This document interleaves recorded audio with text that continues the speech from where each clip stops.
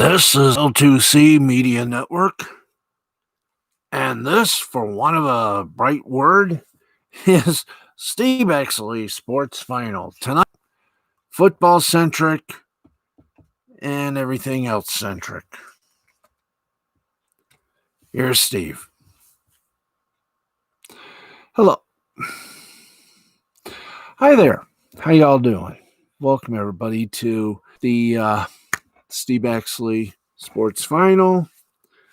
I'm Steve Baxley. And tonight, we are in the presence of greatness, unfortunately. Where is that greatness? Oh. Uno has taken flight. Anyway, we got a lot to do tonight in a humongous hour of sensational power. So, without further ado, or don't, let's get to our mini Liechtenstein, as we like to call it.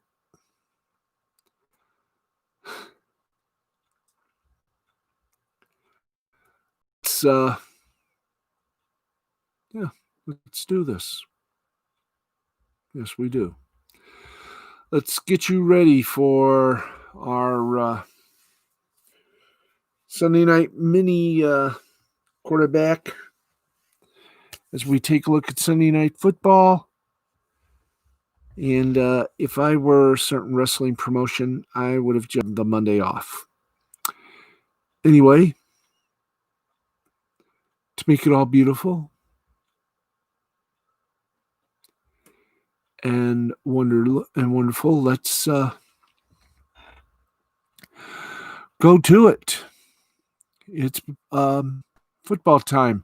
Let's take you to tonight's Sunday night football game, and then we'll do the mini wrap-up. And let's bring it all to you tonight. Is that the final score? Nope. Where is it? Ah, there it is. Well, it was a good night if you're a Bronco fan.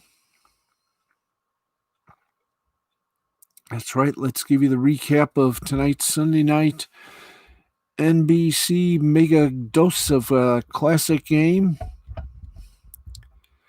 And here it is.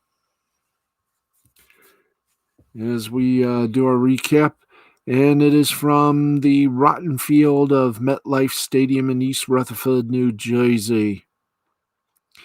It was your Sunday night gathering. The 0-3 Jets on the 1-2 and the 1-3, I think. Oh no, 0-3. Yeah, 0-3 Jets, 0-3 Broncos. It was sloppy, downright ugly at times. It was a victory, though. Vic Fangio and the Denver Broncos are relieved to finally get one, no matter how it looked. Melvin Gordon sealed the Denver Broncos' first win of the season with a 43-yard touchdown run with 1:48 remaining, and the defense made just enough plays in the fourth quarter to beat the bumbling and still winless New York's 37-28 on Thursday night. We're doing the wrong one, guys. Wrong one. We got to do the Monday night, not the Monday night. Where is the Sunday night game? It was Green Bay and Atlanta. No, it wasn't Green Bay and Atlanta. It was the Eagles in San Francisco. There we go. I knew we were going to have that somewhere. Eagles in San Francisco. They were our Sunday night They were our Sunday night din. So let's get to the recap. It took a while, but what the hell? We do our best. So let's start again. Santa Clara, California. So here we go in a game that must have felt like the Twilight Zone for the Eagles. A couple of unlikely players helped deliver the Philadelphia Eagles their first win of the season. Travis Fulgham caught a go-ahead 42-yard touchdown pass from Carson Wentz with 5:50 remaining, and Alex Singleton blew a fuse. And Alex Singleton returned an interception for a score to lift the Eagles to a 25-50 win over the San Francisco 49ers on a Sunday night. With the Eagles 1-2-1, missing their top three receivers, and actually 0-2-1. With the Eagles 0-2-1, missing their top three receivers and number 2 tight end Dallas Goedert, the little-known Fulgham, who came into the game with no career catches, delivered the play of the game for Philadelphia. The Eagles were backed up with a 2nd and 18 from the 42 after Jalen Hurts botched the shotgun snap, but Fulgham got past backup cornerback Dante Johnson, and Wentz delivered a perfectly placed pass for the score that gave Philadelphia an 18-14 lead. Nick Mullins and threw an interception that Singleton returned for a touchdown on the next drive for the 49ers, who were then sent to their second loss in as many home games. Singleton had only played 11 defensive snaps. As the microphone topples over, I'm glad we're getting that arm, that little extended microphone arm, so we won't have accidents like this. Let's try that again. Singleton only played 11 defensive snaps coming into this game. Mullins committed 3 turnovers, including losing a fumble on a strip sack by Cravon LeBlanc that Malik Jackson recovered to set up the go-ahead score. Mullins went 18 for 29 for 200 yards and 1 touchdown before being replaced by C.J. Beathard, following his third giveaway. Beathard led a late touchdown drive and got the Niners to the Eagles 33 before his desperation heave fell incomplete in the end zone on the final play. The Niners are hoping to get starter Jimmy Garoppolo back next week from an ankle injury that has sidelined him for 2 games. Rookie Brandon Ayuk hurled his way to a 38-yard touchdown run on a lateral from Mullins, and George Kittle had a career-high 15 catches for 183 yards and a score to lead the Niners. Wentz came into the week with the lowest passer rating and most turnovers in the NFL, but he ran for an 11-yard touchdown and threw for 193 yards and a score to move the Eagles into first place in the hapless NFC East with their first win of the season. Final score, Philadelphia 25, San Francisco 20. Ooh, this is going to mess up a lot of people. Then again, so will Monday night. Wow. I mean, can you dig it? I think you can. Okay, let's give with the short version of our felonious games here. Let's begin with the. No, we already did it, or we're gonna do it again. The Tom Brady Buccaneers took care of the Chargers, who had the lead early, and was about to hand the Buccaneers their second loss, but Tommy Buccaneer came back and brought a win, 38-31. Herbert, 290 yards, 3 touchdowns, interception, also 5 attempts, 14 yards. Guyton, 72-yard reception, 1 reception for 72 yards and a touchdown for the Buccaneers. Tom Brady, 369 yards, 5 touchdowns, and interception. Jones, 20 attempts, 111 yards, and Evans got 7 receptions for 122 yards and a touchdown. Final score, Buccaneers over the Chargers, 38-31. Well, the Baltimore Ravens have proven that they got guts, and they will continue to scream evermore. And tonight, they really won against Washington, 31-17. Jackson had 193 yards, 2 touchdowns, an interception. He also had 7 rushing attempts for 53 yards and a touchdown. Brown, 4 receptions, 56 yards. For Washington, it was Haskins, 314 yards. Gibson, 13 attempts, 46 yards, and a touchdown. And McLaurin, 10 receptions, 118 yards. Carolina Panthers stuck it to the Cardinals, 31-21. Murray passed for 133 yards, 3 touchdowns. Also did 6 rushing attempts for 78 yards. Hopkins, 7 receptions, 41 yards. Bridgewater for the Panthers, 276 yards, 2 touchdowns, and an interception. Davis, 16 attempts, 64 yards, and a touchdown. And Anderson had 8 receptions for 99 yards. Final score: Cardinals 21, Panthers 31. And how about this? The Cleveland Browns, Cleveland rocking it this season. Ain't no mistaking what they have been doing was fantastic. And they did it to the most likely enemy, the Dallas Cowboys, 49-38 final score.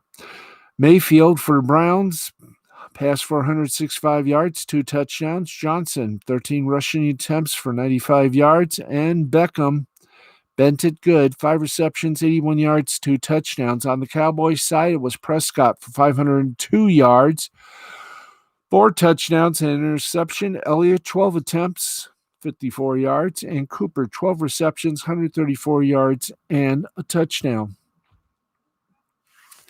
Lions had a 14-0 lead and then lost it. Didn't quite get it back afterwards, as the Saints, who lost last Sunday, came back and beat the Lions 35-29. Drew Brees had 246 with 2 touchdowns and interception. Kamara, 19 rushing attempts for 83 yards and a touchdown. Sanders, 6 receptions, 93 yards. For the Lions, Stafford, 206 yards, 3 touchdowns and interception. Peterson, 11 rushing attempts for 36 yards and a touchdown, but the return of Galladay made the Lions think they could do it. 4 receptions, 62 yards, and a touchdown. Don't know what Monday's going to be, but I have a feeling Mike Valeni of 97 Won the Ticket will maybe be a little lenient on the Lions. They did try their hardest. Then again, this is Mike Valeni we're talking about. I don't think leniency is in his vocabulary. Final score, 35-29, the Saints. Next week, the Lions have a bye week. Thank gosh for that. The future and the fate of Bobby Quinn and Matt Patricia and his staff hang in the balance in the bye week. A lot of people say, including myself, think that the bye week will be the end of Matt Patricia and Bobby Quinn. We'll just have to wait and see. Seattle beat the Dolphins 31-23. Wilson for the Seahawks, 360 yards, 2 touchdowns, and an interception. Carson, 16 rushing attempts for 80 yards and 2 touchdowns. And Metcalf, 4 receptions for 106 yards. On the side of the Dolphins, Fitzpatrick with 315 yards, 2 interceptions, 6 rushing attempts for 47 yards and a touchdown. Parker, 10 receptions for 110 yards. Seahawks, 31. Dolphins, 23. Vikings laid out the Texans. They finally got on the winning side of things, 31-23. Kirk Cousins, 260 yards and a touchdown. Cook, 27 rushing attempts for 130 yards and 2 touchdowns. And Thielen, 8 receptions, 114 yards and a touchdown. For the Texans, Watson, 300 yards, 2 touchdowns. Johnson, 16 rushing attempts for 63 yards. And Fuller, 6 receptions, 108 yards, and a touchdown. Vikings, 31. Texans, 23. Cincinnati Bengals, they did a number on the Jaguars. And what a number it was, 33-25. The mustache, Minshew, 351 yards. 2 touchdowns, interception for the Jags. Robinson rushed for 17 attempts at 75 yards. Chark, 8 receptions, 95 yards, 2 touchdowns for the Bengals. That quarterback, Burrow, he is amazing. 300 yards, touchdown, interception. Mixon, 25 rushing attempts for 151 yards and 2 touchdowns. And Boyd with 7 receptions for 90 yards. Final score, 33-25, Bengals over the Jags. Los Angeles Rams didn't waste no time. They gave They gave the Giants their 4th loss without a win, 17-9, the final score. Jones passed for 190 yards and interception. He also went 6 rushing attempts for 45 yards. Slayton, 3 receptions for 48 yards. Meanwhile, the Rams, Goff, went 200 yards and a touchdown. Brown, 9 attempts, 37 yards. And Kupp, 5 receptions, 67 yards and a touchdown. Rams beat the Giants 17-9. The Colts gave the Bears their first loss. Very short score, 19-11. The Colts over the Bears. Phil Rivers, 190 yards and a touchdown for the Colts. Taylor, 17 rushing attempts, 68 yards. And Pascal, 3 receptions for 58 yards. For the Bears, Foles did amazing work, even in a loss. 249 yards, touchdown, and interception. Montgomery, 10 rushing attempts for 27 yards. Robinson, 7 receptions, 101 yards, and a touchdown. Final score, Colts 19, Bears 11. The Bills beat the Raiders 30-23. Allen for the Bills, 288 yards and 2 touchdowns. Singletary, 18 attempts at 55 yards and a touchdown. Diggs, 6 receptions, 115 yards.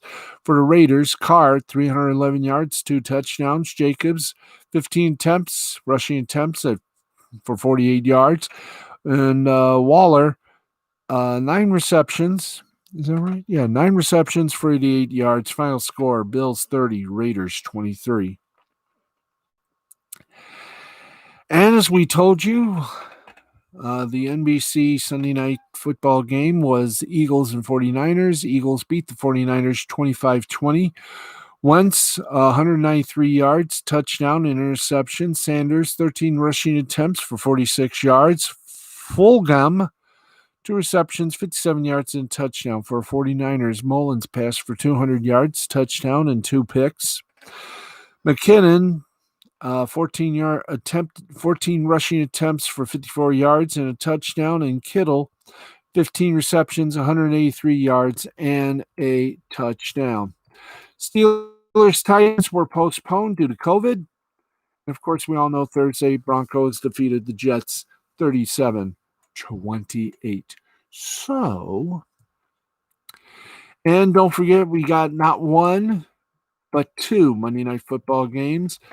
It all begins at 7:05 Eastern on the full CBS network with the Patriots 2-1 taking on the 3-0 Chiefs.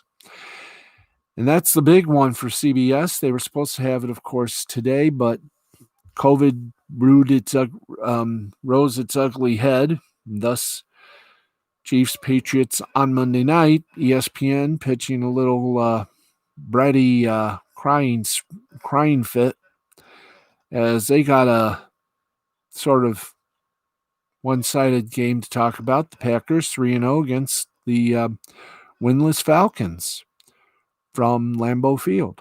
That'll be at 10 minutes to 9 o'clock Eastern time on the worldwide leader in total sports network, ESPN. And that, ladies and gentlemen, is your mini quarterback on a Sunday night. Monday, we'll give you all the words, including how the rabbi did, how my mom did, how I did, and how Uno did. It's all coming up tomorrow night following Monday Night Football on ESPN. Okay. From the NFL, we take you to the NBA. And for anyone who had a feeling that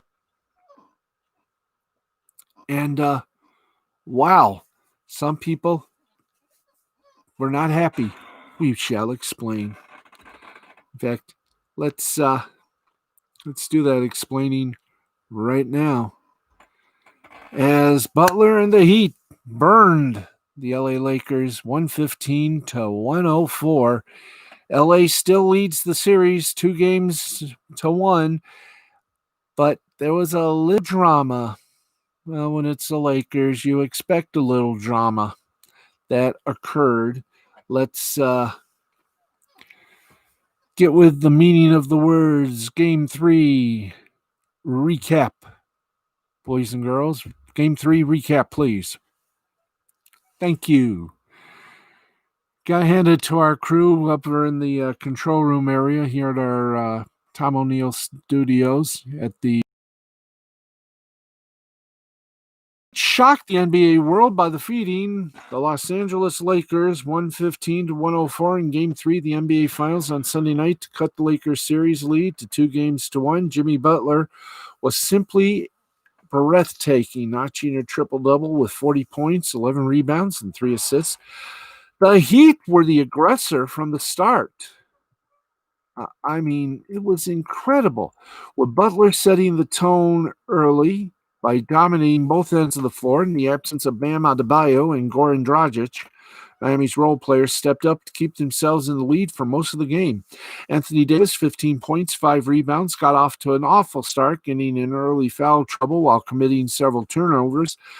But he got things going with 10 points in the third quarter. LeBron James was efficient, putting up 25 points, 10 rebounds, and 8 assists on 9 for 16 shooting, but committed a couple of traveling violations late in the fourth while the Lakers were attempting to make one final comeback. The Heat will look to even the series in Game 4 on Tuesday, but first, let's give you some takeaways from game number 3. Now, when you put yourself in the exclusive company of LeBron James and Jerry West, you know you've done something spectacular. Butler joined them as the only players to notch a 40-point triple-double in the finals. He's the only player to do it in a win. And the Heat needed every point, rebound, and assist to pull off the upset. That's right.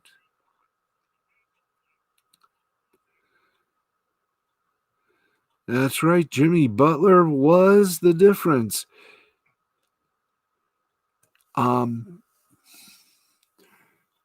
Jimmy Butler also became the only player to ever outscore, out-rebound, and out-assist LeBron in an NBA Finals for all 44 minutes he was on the court. Incredible. In natural Butler fashion, he diminished his statistical accomplishments, saying winning is all that matters. Now, it's hard to overstate what an incredible performance this was from Butler, who made 14 of 20 field goals and 12 of 14 free throws and didn't take a single three-pointer in the game. Spoelstra tried to get Butler rest whenever he could, but each time he would come out, the Heat struggled massively on offense. Butler created everything all night long, whether it was getting to the rim, hitting pull-up jumpers and fadeaways, or finding his teammates for layups or threes. Pardon.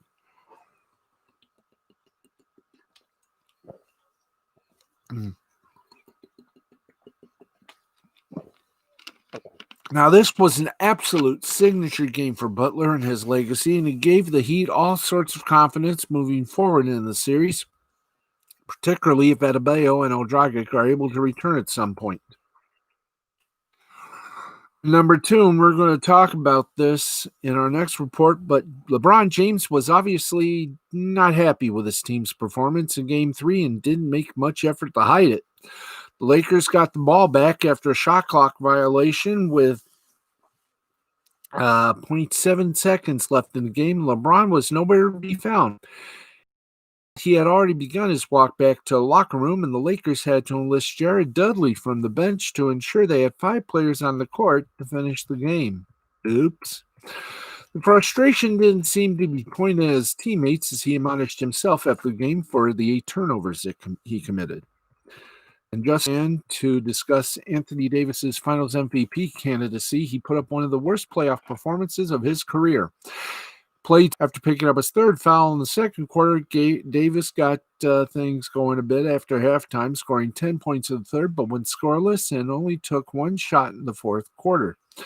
The foul trouble was an issue, but even when Davis was playing, he seemed out of rhythm on Davis early to force turnovers and generally bad possessions. Oh, yeah. A Butler and the Heat have been telling anyone who will listen that the key to their success is limiting the Lakers' offensive rebounds and keeping them from scoring in the paint. They did a great job on both Sunday, and it clearly worked as intended. Lakers only had 6 second chance points against playoff average of 48.4. This is the blueprint for Bay, but it's easier said than done. The Heat were committed to playing physical and hitting the glass, something they'll need to continue if they're going to win the title. And while there's no way to fill in for everything Adebayo does on both ends of the court, Kelenic has been fantastic in the last 2 games and has likely earned himself more playing time even if the All-Star returns for Game 4. It was truly a solid night for Miami. Game 4 is Tuesday night at 9 p.m. Catch it as usual on ABC. And that is your NBA report. We've just hit 1 o'clock Eastern time. Once again, giving up water has made me feel a lot better.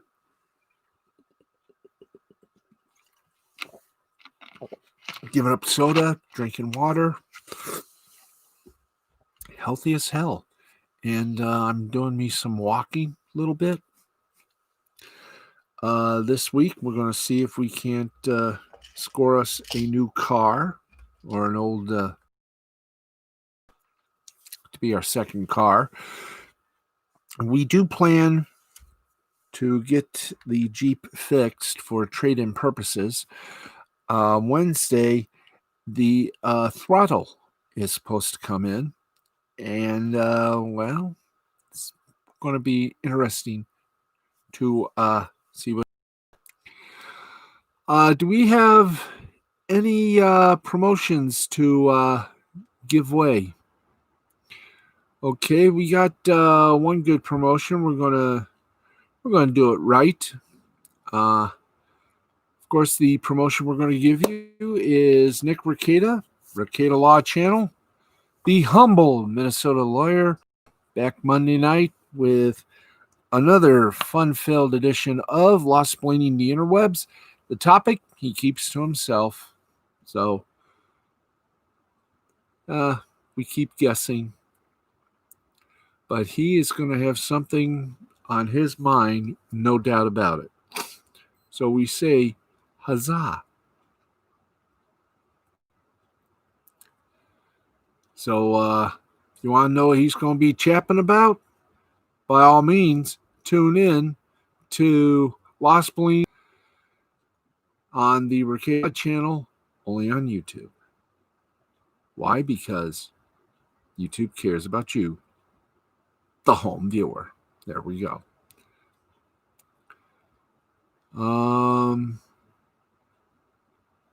Is there left to do? Oh, yeah, we got the scoreboard. We got some shout-outs to do. So, we're going to kick it good and kick it strong like Donkey Kong. It's right. We're going to do all that and make it all a lot better. Yes, indeed. In fact, I'm just going to say this. If you want to relive one of his streams, a week ago, he's back. Ron's back. Boogie and Frank Hassel. And you can relive that big old event tonight on the Rekieta Law channel. And a lot more. There you go. So, with that spoke, let's go from the YT to stick at the headlines. 4 minutes past 1 o'clock. Headlines. Then we give some shout outs and do a lot of things. So let's take you to some NFL news as we can. Let's go do it. Let's get here. Former Detroit Lion.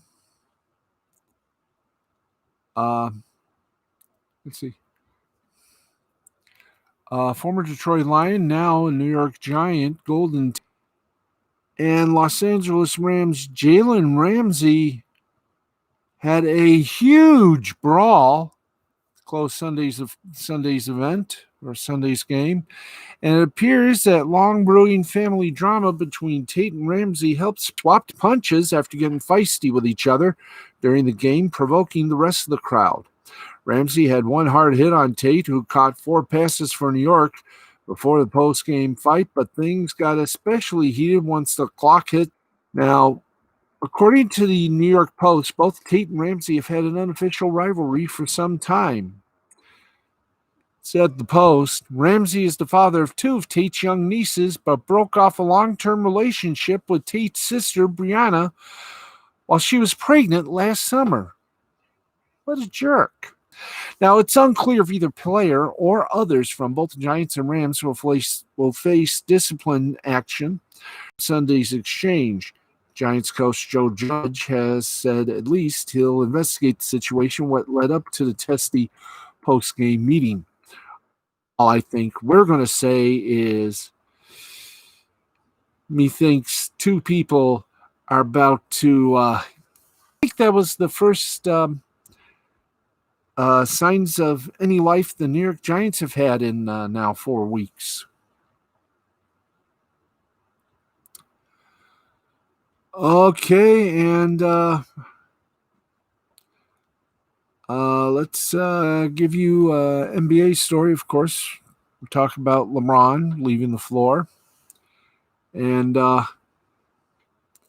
here we go. LeBron James had a frustrating night Sunday, as we began to tell you, as his Lakers lost Game 3 of the finals. Anthony Davis got into early foul trouble, and Lakers, well, they never really got into a rhythm and adjusted. James finished the night with 25 points on 16 shooting, but showed visible frustration with several non-calls on drives to the seconds left. James walked off the floor early as the Heat ran down the final seconds to secure the victory. There may be a fine there. They actively attempting to score, nor were the Lakers attempting to steal the ball. The game was functionally over, and both sides knew it. They were simply running down the clock. James just wanted to beat the post-game tunnel traffic. It happens, but after 17 years, James knows how his every move gets scrutinized, and this will surely draw unnecessary questions after a difficult finals loss. The Lakers are still on and Bam Adebayo and Goran Dragic potentially returning later in the series. The matchup is competitive again, and a moment like this shouldn't create distraction for the Lakers, but history says it will, as a certain segment of the media loves nothing more than attacking James for any little thing, like Space Jam 2. The Lakers lost this game well before the final 10 seconds, but what happened afterward is ultimately irrelevant unless you're members of the media. Indeed.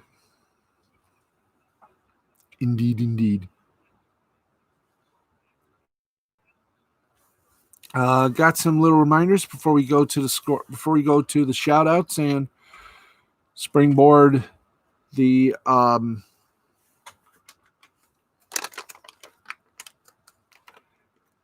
I like to call the psychotic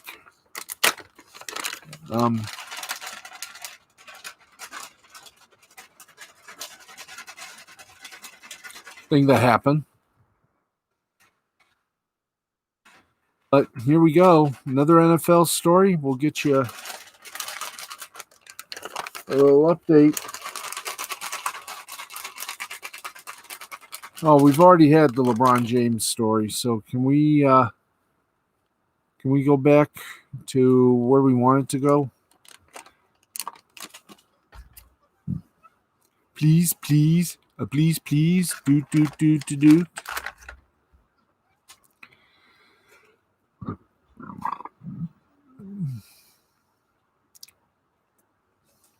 Well, the Tennessee Titans, being investigated. Oh, gee. That's right. The NFL and the NFL Players Association formally began their investigation into the Titans' COVID-19. Hello. Prompter up. Thank you.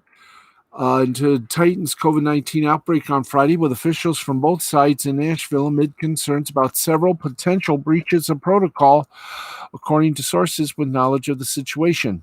Now, the NFL began drawing data from contact tracing and all available sources on Tuesday when a host of positive test results began, with a total of 8 players and staff among that initial group. Numerous sources who have been in contact with high-ranking NFL officials said that there were already concerns arising from the immediate data about potential infractions, with an expectation among other team executives who've been in contact with league officials that significant penalties could be looking to determine if there are any violations of protocol regarding the intake of defensive back Greg Maben, who was signed to the team's practice squad on Thursday and would later test positive for COVID-19. 2 days later, sources said the initial review of contact tracing indicated early in the week that this is when the virus entered the team's facility. Subsequently, given how the virus spread among both coaches and players, initially on the defensive side of the ball, there are also concerns that the given contact tracing data outside, linebackers coach Shane Bowden, who tested positive on Saturday, perhaps should not have been the only member of the staff not to travel with the team for the game in Minnesota.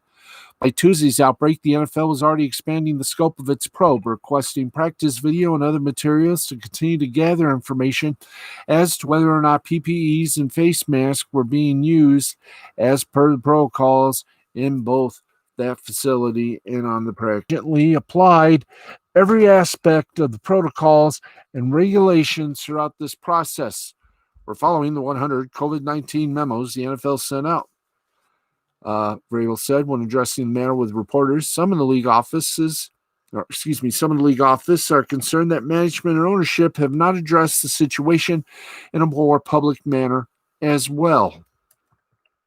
The NFL hopes to play the Steelers-Titans game in Week 7, but that remains in doubt as long as the team's facility is closed. 3 more positive tests came out of the Titans player and staff pool on Saturday. And while there is not an exact time frame in place, league officials have said they would likely wait for a few days of no new positive tests before reopening a facility.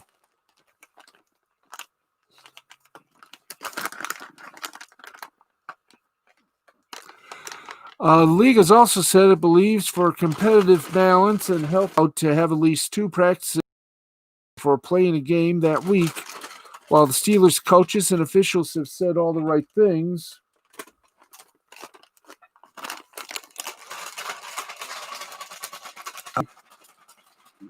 with the expectation that if any impropriety, if anything stupid took place, that very strong punishment should follow. Pittsburgh, like the Titans, went on the bye this week and now face the prospect of playing 13 straight games. That is going to be exciting, don't you think? Mm-hmm. Yes, I do. I do agree. So, Steelers-Titans scheduled for Week 3. Pittsburgh will play Baltimore in Week 8 as well. So, there you go. Oops. All right. We're at 1:15. Let's do what we haven't been doing for a while, and that is some shout out on Instagram and Twitter and on Facebook. We got some names for you, and we're going to give them to you. Ooh, rough crowd. That's right. So let's do that, and then we will get going with the scoreboard, and then we will say our au revoirs. And a big hello to Angela and Christina Peterson, Yuki Tanaka, Anne Marie Mann, Jay the Brain Man, Matthew Nichols, Jerry Nichols, Nancy Nichols, big old Alan Oberoff, Mike Sparks, Max Zivich, Chad Nappy, Rhiannon Johnson, Panda Yen, Yvonne Marie, Ricky Pickerel, Anthony Pickerel, Michael Pickerel, Brenda Gaminsky, my mom, Sharon Baxley, Brenda Dixon, Amy Hayes, Frida Hayes, Morris Hayes, Stacy Hayes, Crystal Hart, and, Regina Lewis, Kika Bachman Tech, Bush Cassidy, Mark Boone, Helena Kirby, Cassie Little, Amari Woods, and Vanessa Elise Messenger. All my friends from Text Me TV. We also say hi to Hilda Clark Bowen, Dale Sankey, George Templeton, Marley Wiley, Jeff Rollo, Nellie K9, Mrs. Nellie K9, Mike Polta Jr., Stephen Rivera, Mark Boone, and all my friends on the ever-loving, ever-plausible Mystic America that we like to call our shout-outs on Facebook. Brenda Dixon, Cleo Glide, Kimberly Wells, January J. Keaton. We say a big old howdy to Audrey Dahlgren, Alex Sims, Nick Mantis, all my friends over there at TV6, Donnelly Keith, Tom Ziska, Melissa Wilson, the gang over at Fox 26, howdy hi, howdy ho, neighborinos. Also, we say hi to the Peter Gilmore, one of the best artists, John Mallon, Hans Star, how you doing? Also to Charlie's London, to Mandy Summers, yes, Cheryl Atkinson as well. Casey Lennox, she score Gamagila, Andrea Isom, Elaine Boozler, Ivy McKellen. We also say hi to Rebecca. Also, a big old hello to Stacy Hayes. Crashdown 321. All the great fun. Justin Rose, Peter Ueda, Louisa Fernanda, Hero Hay, Come Geek Some, Travis, and a few other nice and kind folks. We also say hi to Courtney Lynn Elwood, to Dorothy Malone, Claudia Trejos, Francetti, Raina Love, and a whole lot of other folks on what we love to call that which is called the Gram. And I think that's about it. Oh, and of course, Beth McLeod as well. My favorite reason to watch Fox 8 News in Cleveland. Lena Gwynn, how you doing? Carol Vorderman. And what more can you say? But Lisa Guerrero. And a few other nice folks. Ethan HD, John Barrowman, MBE. And of course, friends over there at the newsroom at Channel 6. Johnny Dollar, Rakita Media. By the way, he's on Twitch tonight, 2 a.m. Eastern Time. It will be a double feature for October Horror Movies on Twitch tonight. I Spit on Your Grave 1 and 2 on twitch.tv/Rakita Law. It's a viewing party. Enjoy. Jillian Barberry, Jeff Porter, and of course the one and only That Umbrella Guy. It's all cool in the hood. And there you go. That's it. That's it for shout outs tonight. Leave us now. Go to the final portion of this broadcast. It's the scoreboard. And we give it to you good and slow so you can get every drop.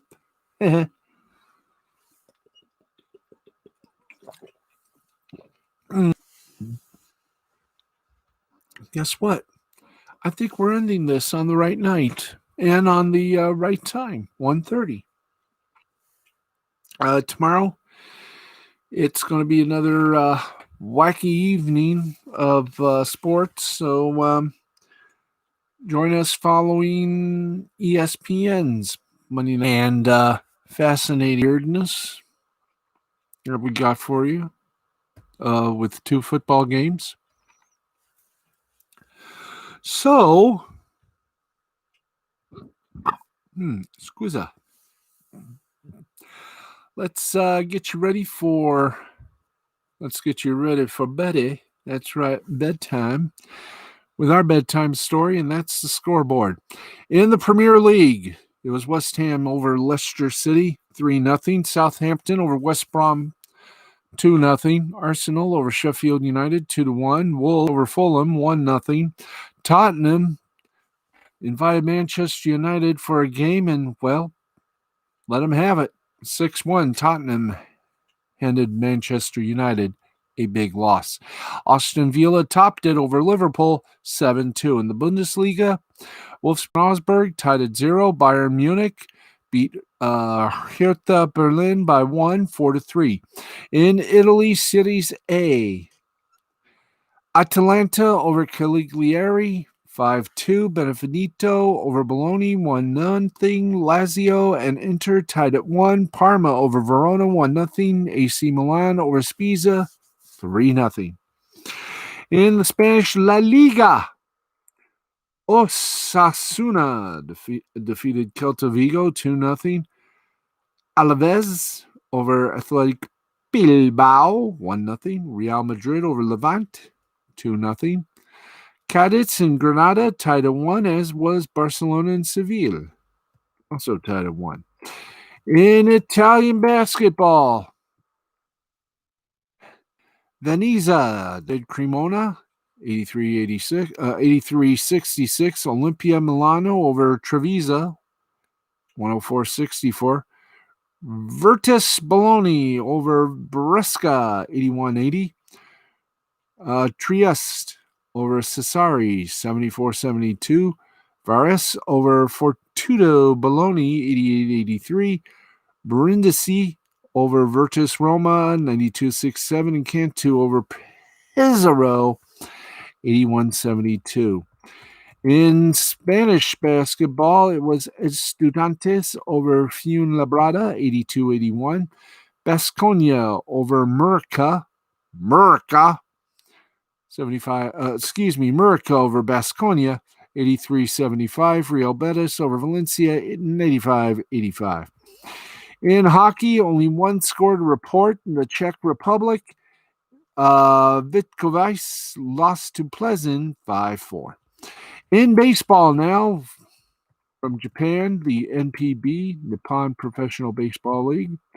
Chibalati Marines over the Cebu Lions, 8-1, 8-7-0 for the Marines, 1-4-0 for the Lions. Mima for the Marines gets the win. He's 9-2. Matsumoto gets the loss. He's 4-4 for the Lions. Oric Buffaloes over the Rakuten Golden Eagles, 9-2, 9-9-1 for the Buffaloes, 2-10-1 for the Eagles.